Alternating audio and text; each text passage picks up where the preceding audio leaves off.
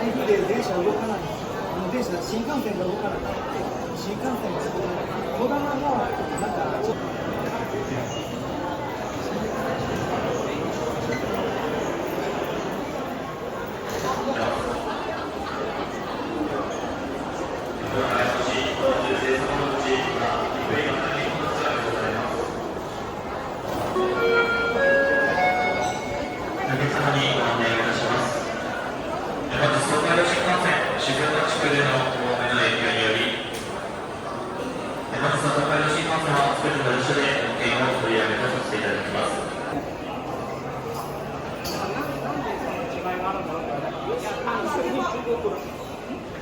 本日振りは切符の払い戻しで大変混雑が予想されます。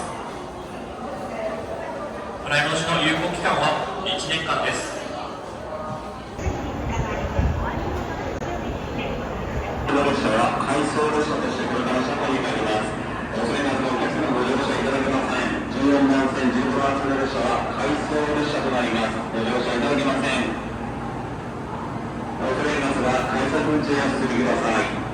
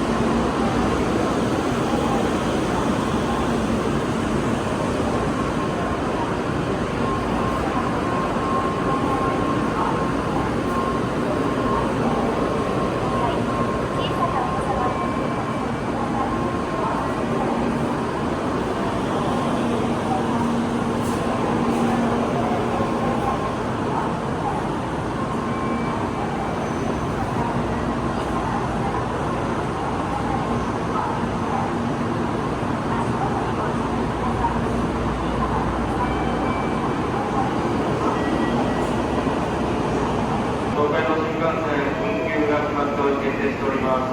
東海道新幹線運休が決定しております。ホーム上のお客様、恐れ入ります。1階の改札でお降りください。